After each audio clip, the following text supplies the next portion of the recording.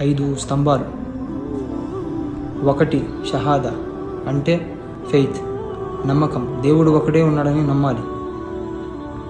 మరియు దైవదూత మొహమ్మద్ అని ఆశీర్వదించి శాంతిని ప్రసాదించుగాక, ఆయన దైవ ప్రవక్త అని నమ్మడం.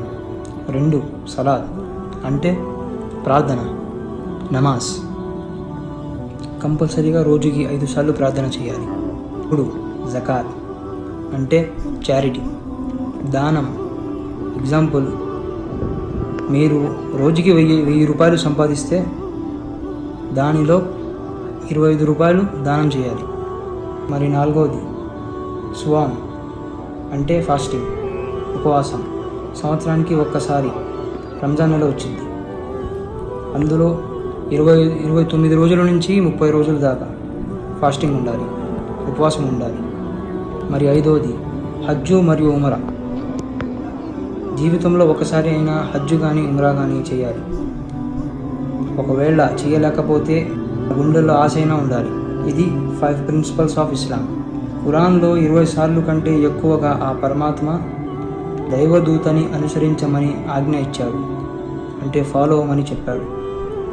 ఒక ముస్లిము ఈ 5 ప్రిన్సిపల్స్ని తప్పకుండా పాటించాలి.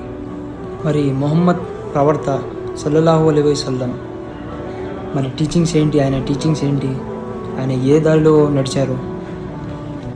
నిజాయితీ మరియు సమగ్రత కలిగి ఉండటం, న్యాయం కోసం ప్రయత్నించటం, జ్ఞానం కోరటం, మంచి పురుషులు స్త్రీలను గౌరవంగా చూసుకోవడం, గ్రేట్ జిహాద్, నీ నుండి నువ్వు ఈవిల్ థాట్ నుంచి పోరాడడం, క్షమించడం మరియు కౌన్సిలింగ్ ఇవ్వడం, ముస్లిం ఇతర పవిత్ర గ్రంథాలని నమ్మటం, మానవులని వాళ్ళ నేపథ్యం లేదా నమ్మకాలకి సంబంధం లేకుండా గౌరవంగా మరియు దయతో చూసుకోవడం, నీ పొరుగువారిని గౌరవంగా మాట్లాడటం మరియు ప్రేమ కలిగి ఉండటం, వాళ్ళని చీడు కలగకుండా చూసుకోవటం.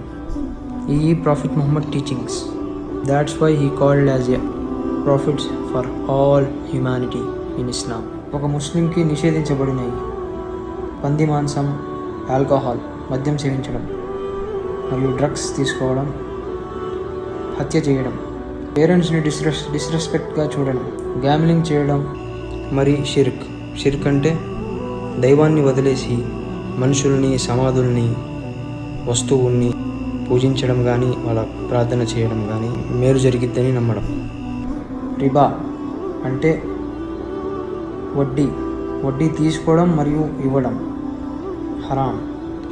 వ్యభిచారం చేయడం కానీ అందులో పాల్గొనడం కానీ మరియు మ్యూజిక్, ఇవన్నీ ఒక ముస్లింకి హరాం, నిషేధించబడినవి.